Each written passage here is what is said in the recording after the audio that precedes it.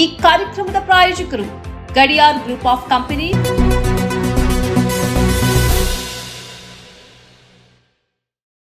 ನೀವು ನೋಡ್ತಾ ಇದ್ದೀರಾ ಸನ್ಮಾರ್ಗ ಸುದ್ದಿ ಸಂಚಯ. ನಾನು ಶಂಶೀರ್ ಬುಡೋಳಿ. ಆರ್ಎಸ್ಎಸ್ ವಿರುದ್ಧ ವಾಗ್ದಾಳಿ ಮುಂದುವರಿಸಿರುವ ಸಚಿವ ಪ್ರಿಯಾಂಕ್ ಖರ್ಗೆ ಸಂಘ ಪರಿವಾರಕ್ಕೆ ಬರ್ತಾ ಇರುವಂತಹ ಈ ದೇಣಿಗೆ ಮತ್ತು ನೋಂದಾಯಿಸದ ಸಂಸ್ಥೆಯಾಗಿಯೇ ಉಳಿದಿರುವುದರ ಬಗ್ಗೆ ಮತ್ತೊಮ್ಮೆ ಪ್ರಶ್ನೆ ಮಾಡಿದ್ದಾರೆ.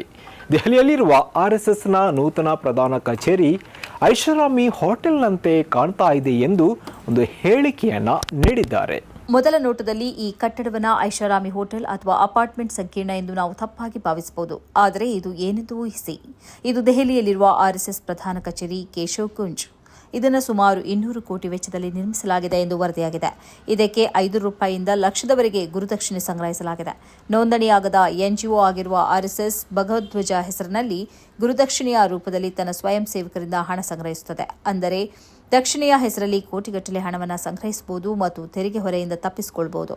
ಹೀಗೆ ತೆರಿಗೆಯಿಂದ ತಪ್ಪಿಸಿಕೊಳ್ಳುವುದು ರಾಷ್ಟ್ರವಿರೋಧಿ ಅಲ್ಲವೇ ಎಂದು ಅವರು ಪೋಸ್ಟ್ನಲ್ಲಿ ಪ್ರಶ್ನಿಸಿದ್ದಾರೆ. ಇನ್ನು ಮುಂದೆ ಯಾವುದೇ ಊರು ಜಾತಿಯಿಂದ ಯಾರನ್ನ ಬಹಿಷ್ಕಾರ ಮಾಡುವಂತಿಲ್ಲ. ಸಭೆ ಪಂಚಾಯಿತಿ ಮೂಲಕ ಯಾವುದೇ ವ್ಯಕ್ತಿ ಕುಟುಂಬವನ್ನು ಸಾಮಾಜಿಕವಾಗಿ ಬಹಿಷ್ಕಾರ ಮಾಡುವುದನ್ನು ನಿಷೇಧ ಮಾಡುವ ಮಸೂದೆಯನ್ನು ರಾಜ್ಯ ಸರ್ಕಾರ ವಿಧಾನಸಭೆಯಲ್ಲಿ ಮಂಡಿಸಿದೆ. ಸಾಮಾಜಿಕ ಬಹಿಷ್ಕಾರ ಹಾಕುವವರಿಗೆ 3 ವರ್ಷಗಳವರೆಗೆ ಜೈಲು ಶಿಕ್ಷೆ ಮತ್ತು ₹1 ಲಕ್ಷ ದಂಡ ವಿಧಿಸಲು ಈ ಮಸೂದೆ ಅವಕಾಶ ನೀಡುತ್ತೆ. ಸಮಾಜ ಕಲ್ಯಾಣ ಸಚಿವ ಎಚ್.ಸಿ. ಮಹದೇವಪ್ಪ ವಿಧಾನಸಭೆಯಲ್ಲಿ ಕರ್ನಾಟಕ ಸಾಮಾಜಿಕ ಬಹಿಷ್ಕಾರ ನಿಷೇಧ ಮಸೂದೆ 2025 ಮಂಡಿಸಿದ್ದು, ಅದರಲ್ಲಿ 20 ರೀತಿಯ ಸಾಮಾಜಿಕ ಬಹಿಷ್ಕಾರಗಳನ್ನು ಪಟ್ಟಿ ಮಾಡಿದ್ದಾರೆ. ಮಸೂದೆಯಲ್ಲಿ ಯಾವುದೇ ವ್ಯಕ್ತಿ ಕುಟುಂಬದೊಂದಿಗೆ ವ್ಯವಹರಿಸಲು ನಿರಾಕರಿಸುವುದು, ಅವರ ಕೆಲಸ ಮಾಡಲು ಅಥವಾ ವ್ಯಾಪಾರ ಮಾಡಲು ನಿರಾಕರಿಸುವುದು, ಸೇವೆಗಳನ್ನು ನಿರಾಕರಿಸಿದರೆ ಜೈಲು ಶಿಕ್ಷೆ ಗ್ಯಾರಂಟಿ ಎಂದು ಹೇಳಲಾಗಿದೆ. ರಾಜ್ಯದ ವಿವಿಧ ಸಮುದಾಯಗಳಲ್ಲಿ ಸಾಮಾಜಿಕ ಬಹಿಷ್ಕಾರ ಹಾಕುವುದು, ಜಾತಿ ಸಭೆ ಅಥವಾ ಸಮುದಾಯ ಪಂಚಾಯತ್ಗಳ ಮೂಲಕ ವಿವಿಧ ಶಿಕ್ಷೆಗಳನ್ನು ವಿಧಿಸುವ ಅಸಂವಿಧಾನಿಕ ಪದ್ಧತಿಗಳು ಇನ್ನೂ ಆಚರಣೆಯಲ್ಲಿವೆ. ಇದರ ಪರಿಣಾಮವಾಗಿ ವ್ಯಕ್ತಿಗಳು ಅಥವಾ ಕುಟುಂಬ ತಮ್ಮ ಜೀವನವನ್ನು ಘನತೆಯಿಂದ ನಡೆಸುವಲ್ಲಿ ಹೆಚ್ಚಿನ ಕಿರುಕುಳ ಅನುಭವಿಸುತ್ತಾರೆ ಎಂದು ಮಸೂದೆಯಲ್ಲಿ ತಿಳಿಸಲಾಗಿದೆ. ರಾಜ್ಯದಲ್ಲಿ ನಾಯಕತ್ವ ಬದಲಾವಣೆಯ ಕುರಿತು ಸಿಎಂ ಸಿದ್ದರಾಮಯ್ಯ ಇವರ ಪುತ್ರ ಯತೀಂದ್ರ ಇವರ ಹೇಳಿಕೆಗೆ ಕಾಂಗ್ರೆಸ್ ಪಕ್ಷದ ಶಾಸಕ ಇಕ್ಬಾಲ್ ಹುಸೇನ್ ಪ್ರತಿಕ್ರಿಯೆ ನೀಡಿದ್ದಾರೆ. ಈಗ ಅದು ಚರ್ಚಾ ವಿಷಯವಾಗಿದೆ. ನಾವು ಮಾತನಾಡಿದರೆ ಬಲಾತ್ಕಾರ, ಅವರು ಮಾತನಾಡಿದರೆ ಚಮತ್ಕಾರ, ನಾವೇನಾದರೂ ಮಾತನಾಡಿದರೆ ನೋಟಿಸ್ ಕೊಡ್ತಾರೆ ಎಂದು ಶಾಸಕ ಇಕ್ಬಾಲ್ ಹುಸೇನ್ ಹೇಳಿರುವಂತದ್ದು.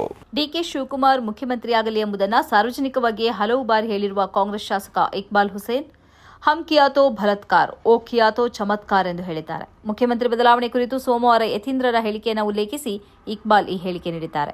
ಉಪಮುಖ್ಯಮಂತ್ರಿ ಡಿಕೆ ಶಿವಕುಮಾರ್ ತಮಗೂ ಅವಕಾಶ ಕೊಡಿ ಎಂದು ಕೋರಿದ್ದು ನಿಜ, ಆದರೆ ಹೈಕಮಾಂಡ್ ಒಪ್ಪಿಲ್ಲ. ಈಗ ನಾಯಕತ್ವ ಬದಲಾವಣೆಯ ಪರಿಸ್ಥಿತಿ ಇಲ್ಲ ಎಂದು ಹೇಳಿದೆ. ಹೀಗಾಗಿ ಮುಖ್ಯಮಂತ್ರಿಯಾಗಿ ಸಿದ್ದರಾಮಯ್ಯರೇ 5 ವರ್ಷ ಪೂರೈಸುತ್ತಾರೆ ಎಂದು ಯತೀಂದ್ರ ಹೇಳಿದ್ದರು. ಇದಕ್ಕೆ ಪ್ರತಿಕ್ರಿಯೆಯಾಗಿ ಹುಸೇನ್, ನಾವು ನಾಯಕತ್ವದ ಬಗ್ಗೆ ಮಾತನಾಡಿದರೆ ಅವರು ನೋಟಿಸ್ ನೀಡುತ್ತಾರೆ, ಆದರೆ ಕಾಂಗ್ರೆಸ್ನಲ್ಲಿ ಶಿಸ್ತು ಇದೆ, ಯಾರೂ ಹೈಕಮಾಂಡ್ ಅನ್ನು ಅತಿಕ್ರಮಿಸಲು ಸಾಧ್ಯವಿಲ್ಲ. ಯತೀಂದ್ರ ಯಾವುದೇ ಹೇಳಿಕೆ ನೀಡುವ ಮೊದಲು ಪರಿಸ್ಥಿತಿಯನ್ನು ಅರ್ಥ ಮಾಡಿಕೊಳ್ಳಬೇಕು, ನಾವೆಲ್ಲರೂ ನಮ್ಮ ನಿಲುವುಗಳನ್ನು ತಿಳಿದುಕೊಳ್ಳಬೇಕು ಎಂದು ಯತೀಂದ್ರರನ್ನ ಟೀಕಿಸಿದರು. ಭಾರತದ ವಿರುದ್ಧ ಪಾಕಿಸ್ತಾನವನ್ನು ಅಮೆರಿಕ ಶಸ್ತ್ರ ಸಜ್ಜುಗೊಳಿಸ್ತಾ ಇದೆ. ಈ ಹಿಂದೆ ಚೀನಾ ಕೂಡ ಇದೇ ರೀತಿ ಮಾಡಿತ್ತು ಎಂದು ಭಾರತದ ಮಾಜಿ ವಿದೇಶಾಂಗ ಕಾರ್ಯದರ್ಶಿ ಕನ್ವಾಲ್ ಸಿಬಲ್ ಆರೋಪ ಕೂಡ ಮಾಡಿದ್ದಾರೆ. ಪಾಕಿಸ್ತಾನಕ್ಕೆ ಅಮೆರಿಕ ನೀಡ್ತಾ ಇರುವ ಪ್ಯಾಕೇಜ್ಗಳ ಬಗ್ಗೆ ಕಳವಳ ವ್ಯಕ್ತಪಡಿಸಿದ್ದು, ವಾಷಿಂಗ್ಟನ್ಗೆ ನವದೆಹಲಿ ಸೂಕ್ತ ಪ್ರತಿಕ್ರಿಯೆ ನೀಡುವ ಅಗತ್ಯವಿದೆ ಅಂತ ಅವರು ಹೇಳಿರುವಂಥದ್ದು.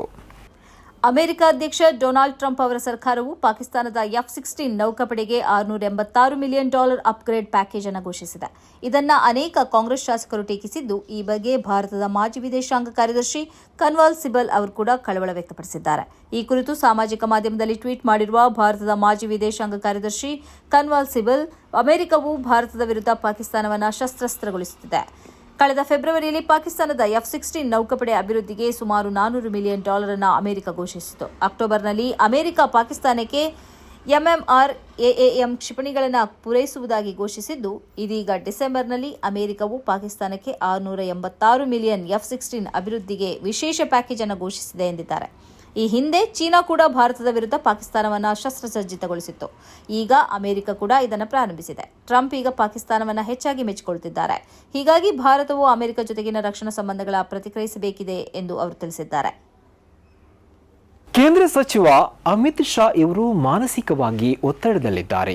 ಅದು ಸಂಸತ್ತಿನಲ್ಲಿ ಪ್ರದರ್ಶನವಾಗಿದೆ. ಇಡೀ ದೇಶವೇ ಅದನ್ನ ನೋಡಿದೆ. ಹೀಗಂತ ಕಾಂಗ್ರೆಸ್ ಪಕ್ಷದ ನಾಯಕ ರಾಹುಲ್ ಗಾಂಧಿ ವಾಗ್ದಾಳಿ ನಡೆಸಿದ್ದಾರೆ.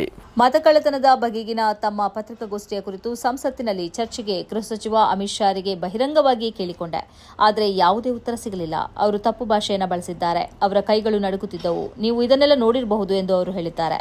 ನಾನು ಹೇಳಿರುವ ವಿಷಯಗಳಿಗೆ ಅವರು ಯಾವುದೇ ಪುರಾವೆ ನೀಡಿಲ್ಲ. ನಾವು ಅದನ್ನು ಪತ್ರಿಕಾಗೋಷ್ಠಿಗಳಲ್ಲಿ ಸಾರ್ವಜನಿಕವಾಗಿ ಹೇಳಿದ್ದೇವೆ. ನನ್ನ ಪತ್ರಿಕಾಗೋಷ್ಠಿಯಲ್ಲಿನ ವಿಚಾರಗಳನ್ನು ಸಂಸತ್ತಿನಲ್ಲಿ ಚರ್ಚಿಸಲು ಅವಕಾಶ ನೀಡಿ ಎಂದು ನಾನು ಅವರಿಗೆ ನೇರವಾಗಿ ಸವಾಲು ಹಾಕಿದೆ. ಆದರೆ ಉತ್ತರ ಸಿಗಲಿಲ್ಲ. ವಾಸ್ತವ ನಿಮಗೆ ತಿಳಿದಿದೆ ಎಂದರು. ಭಾರತದಿಂದ ಆಮದಾಗುವ ವಸ್ತುಗಳ ಮೇಲೆ ಸುಂಕ ವಿಧಿಸುವ ಅಮೆರಿಕದ ಮಾದರಿಯನ್ನ ಈಗ ಜಗತ್ತಿನ ಉಳಿದ ದೇಶಗಳು ಅನುಸರಣೆ ಮಾಡ್ತಾ ಇದೆ. ಈಗ ಮೆಕ್ಸಿಕೋ ಭಾರತದ ಮೇಲೆ 50% ಸುಂಕ ವಿಧಿಸಲು ಮುಂದಾಗಿದೆ.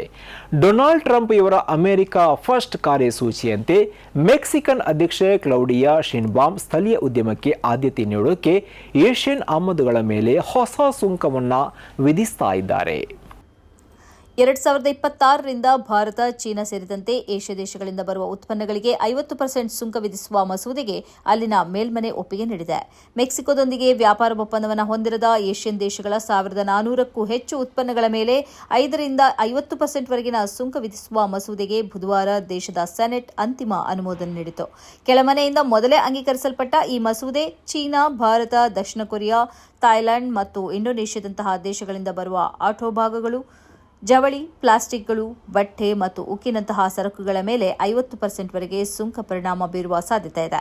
ಭಾರತದಿಂದ ಮೆಕ್ಸಿಕೋಗೆ ಸಾಫ್ಟ್ವೇರ್, ಔಷಧಗಳು ಹೆಚ್ಚಿನ ಪ್ರಮಾಣದಲ್ಲಿ ರಫ್ತಾಗುತ್ತವೆ. ಮೆಕ್ಸಿಕೋದ ಆರ್ಥಿಕ ಸಚಿವಾಲಯದ ಅಂಕಿಅಂಶಗಳ ಪ್ರಕಾರ ಮೆಕ್ಸಿಕನ್ ಮಾರುಕಟ್ಟೆಗೆ ಕಳೆದ ವರ್ಷ ಭಾರತ ಒಟ್ಟು $1.3 ಬಿಲಿಯನ್ ಮೌಲ್ಯದ ಆಟೋಮೊಬೈಲ್ಗಳು, $242 ಮಿಲಿಯನ್ ಮೌಲ್ಯದ ದೂರವಾಣಿಗಳನ್ನು ರಫ್ತು ಮಾಡಿತ್ತು. ಹೇಗೇನಿದ್ರೂ ಎಐ ಅಂದರೆ ಆರ್ಟಿಫಿಷಿಯಲ್ ಇಂಟೆಲಿಜೆನ್ಸ್ ಯುಗ. ಇದು ನಮ್ಮನ್ನ ಎಲ್ಲಿಗೆ ತಂದು ನಿಲ್ಲಿಸಿದೆ ಅಂದರೆ ಅದಕ್ಕೆ ಉದಾಹರಣೆ ಈ ಭಯಾನಕ ಘಟನೆ. ಇಲ್ಲೊಂದು ದೇಶದಲ್ಲಿ ChatGPTಯು ಬಾಲಕನೊಬ್ಬನಿಗೆ ಆತನ ತಾಯಿಯನ್ನೇ ಕೊಲ್ಲುವಂತೆ ಸೂಚನೆ ನೀಡಿದೆ. ಪರಿಣಾಮ ಇದನ್ನೇ ಅನುಸರಿಸಿದ ಆ ಹುಡುಗ ತನ್ನ ತಾಯಿಯನ್ನೇ ಕೊಂದೇ ಬಿಟ್ಟಿದ್ದಾನೆ. ಅದರ ಕುರಿತಾದ ರಿಪೋರ್ಟ್ ಇಲ್ಲಿದೆ ನೋಡಿ. ತಾಯಿಯನ್ನು ಕೊಂದ ಹುಡುಗನ ಹೆಸರು ಸ್ಟೇನ್ ಎರಿಕ್ ಸೋಯಲ್ಬರ್ಗ್. ಆತನ ತಾಯಿಯ ಹೆಸರು ಸುಜೇನ್ ಆಡಮ್ಸ್. ಇತ್ತೀಚೆಗೆ ಅಮೆರಿಕದ ಕನೆಕ್ಟಿಕಟ್ನಲ್ಲಿರುವ ಗ್ರೀನ್ವಿಚ್ನಲ್ಲಿ ಇರುವ ಸುಜೇನ್ ಅವರ ಬಂಗಲೆಯಲ್ಲಿ ತಾಯಿ, ಮಗ ಇಬ್ಬರ ಶವ ಪತ್ತೆಯಾಗಿತ್ತು. ಆರಂಭದಲ್ಲಿ ಇವರಿಬ್ಬರನ್ನ ಯಾರೋ ಕೊಲೆ ಮಾಡಿರಬಹುದು ಎಂದು ಶಂಕಿಸಲಾಗಿತ್ತು.